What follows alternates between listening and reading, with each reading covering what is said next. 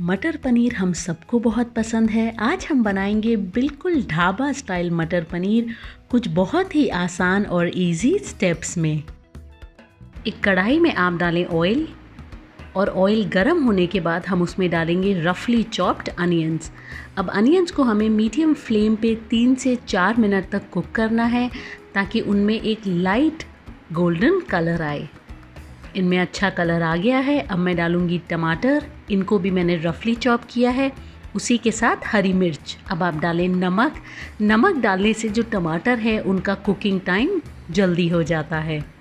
तो आप इसको अच्छे से मिलाएं और अभी हमें इसे कुक करना है 3 से 4 मिनट तक और, ताकि टमेटोज़ भी हमारे अच्छे सॉफ्ट हों। इस पॉइंट पे आप देखिए हमारे टमेटोज़ भी सॉफ्ट हो चुके हैं। तो ये हमारा मिक्सचर रेडी है। अब हम इसे ठंडा करके ग्राइंड करेंगे। ये मैंने मिक्सचर को डाला है मिक्सर ग्राइंडर में। आप इसमें डालें थोड़ा सा पानी, बहुत ज़्यादा नहीं, और हमें इसकी एक प्योरे बनानी है। तो अगर आप इस स्टाइल से बनाएंगे, आपके मटर पनीर बिल्कुल ढाबा स्टाइल जो आपके रेस्टोरेंट्स में बनते हैं वैसे ये टेस्ट करेंगे। अब एक कढ़ाई में हम डालेंगे फिर से थोड़ा सा ऑयल और उसी के साथ हम उसमें डालेंगे खड़े मसाले। मैंने लिया है सिनेमन स्टिक, एक तेज पत्ता, ब्लैक पेपरकॉर्न्स और क्लोव्स। खड़े मसाले हम थोड़े डाल रहे हैं बट डालना ज़रूरी है, बिकॉज़ इससे बहुत अच्छी खुशबू आएगी आपके इस मटर पनीर में।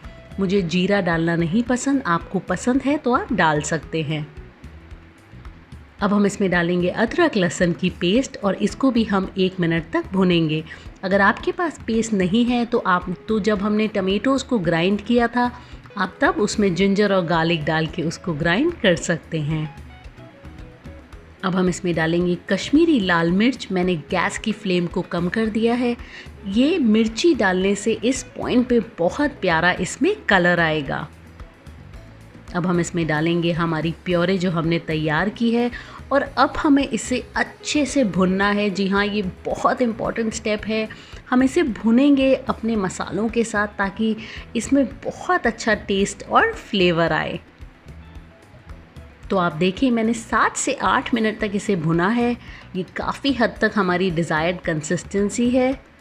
इस पॉइंट पे मैं इसमें डालूँगी सारे हमारे सूखे मसाले। पहले जाएगा धनिया पाउडर, हल्दी पाउडर, जीरा पाउडर और थोड़ा सा गरम मसाला। अब इसको भी आप अच्छे से मिक्स करें।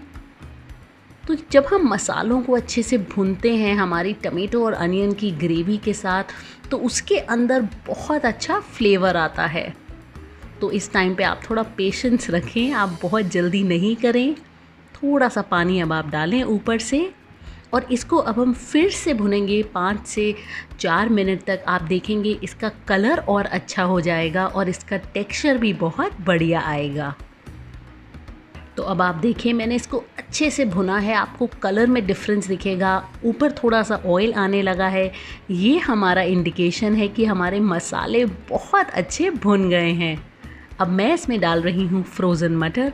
अगर आप रेगुलर मटर डाल रहे हैं तो आप उसको ज़्यादा टाइम तक कुक करें ताकि वो सॉफ्ट हो।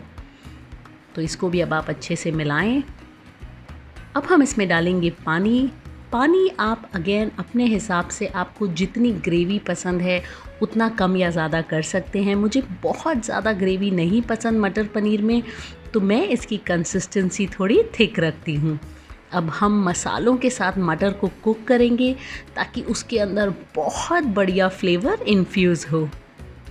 तो अब हम इसमें 5 से 6 बॉयल्स आने देंगे। आप देखिए इसमें हल्के बॉयल्स आने लगे हैं, तो ये अब बिल्कुल परफेक्ट है। अब मैं इसमें डालूंगी पनीर। आप पनीर डालते वक्त हमेशा ध्यान रखें, एंड में डालें। बहुत ज़्यादा पनीर डाल के आप कुक नहीं करें, वरना आपका पनीर बहुत रबर टाइप हो जाएगा।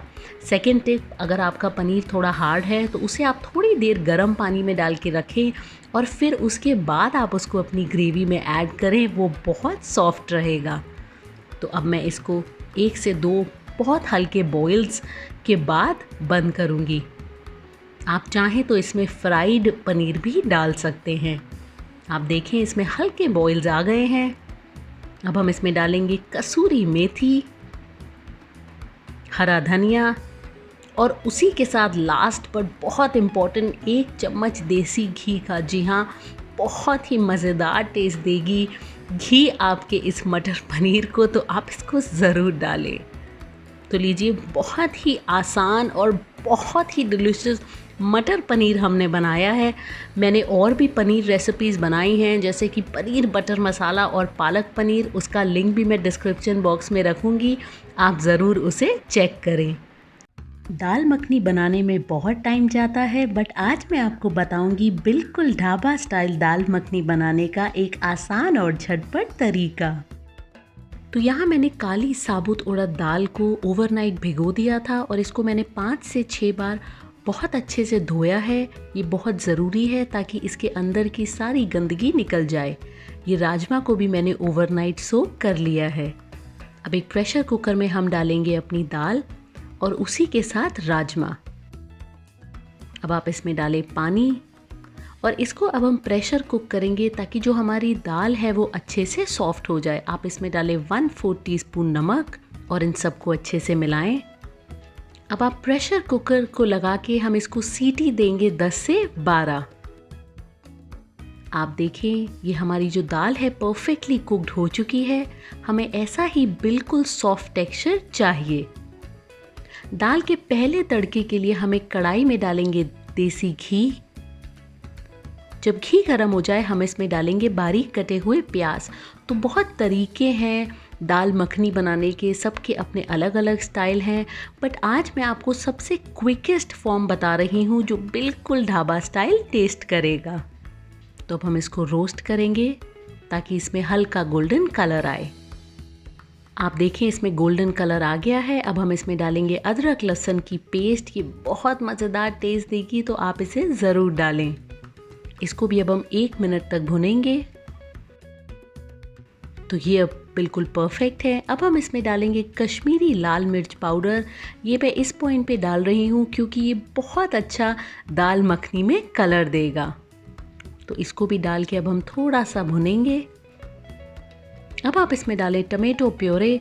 ये मैंने 3 बड़े लाल टमाटरों को लेके मिक्सी में ग्राइंड कर लिया है।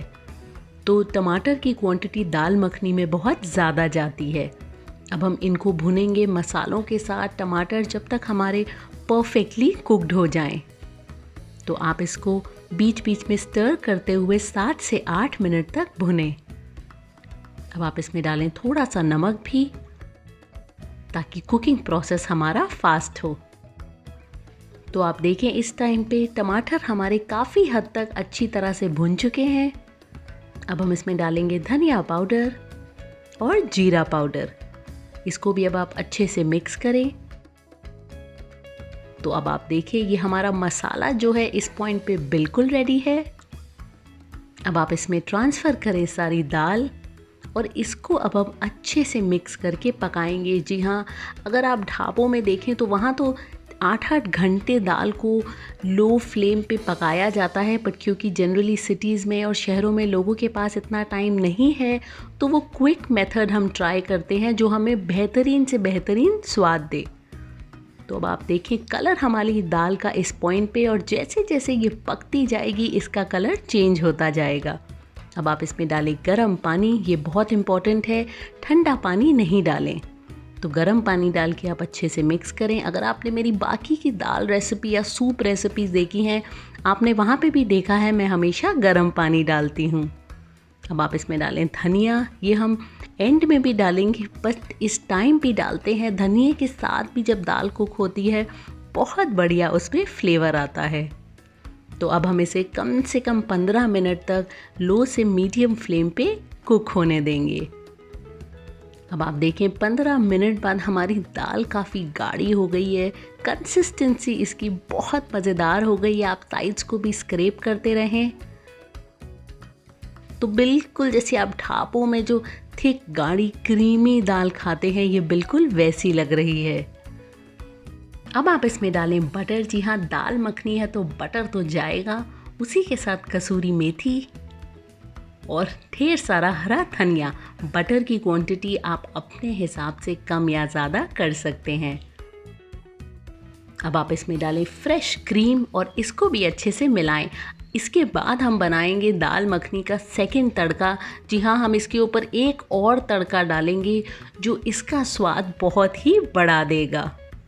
तो आप देख सकते हैं टेक्सचर कितना थिक और क्रीमी बना है, बिल्कुल ढाबों जैसा। तो एक पैन में हम डालेंगे देसी घी, उसी के साथ बटर, और अब मैं इसमें डालूंगी बारीक कटे हुए गार्लिक यानी कि लहसुन। तो जब भी आप बटर में गार्लिक को फ्राई करें, ध्यान रखें उसमें तेल या घी थोड़ा ज़रूर डालें, वरना बटर आपका जल जाएगा। अब आप इसे 1 से 2 मिनट तक पकाएं ताकि गार्लिक में अच्छा कलर आए।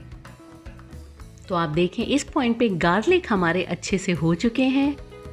तो ये परफेक्ट कलर इसमें आया है। गैस को अब मैंने कर दिया है बंद और इसमें मैं डालूंगी कश्मीरी रेड चिली पाउडर। ये बहुत अच्छा कलर देगी इस दाल मखनी को। तो आप इसको अच्छे से मिलाएं और अब आप इसको ट्रांसफ़र करें हमारी दाल के ऊपर। तो आप कलर देखिएगा कितना बढ़िया आया है इस पे, और जो गार्लिक जो हमने फ्राई करके ऊपर से डाले हैं बटर के साथ, उसका टेस्ट बहुत अच्छा आता है इस दाल मखनी में। तो लीजिए, आज हमने क्विक मेथड से बनाई है बिल्कुल ढाबा स्टाइल दाल मखनी। अगर आपको आज की रेसिपी पसंद आई है तो मेरी वीडियो को ज़रूर लाइक करें और मुझे कमेंट सेक्शन में बताएं। मेरे चैनल को भी सब्सक्राइब करें क्योंकि आगे भी मैं बहुत सारी डिलीशियस रेसिपीज़ आपके लिए लगातार लाती रहूँगी।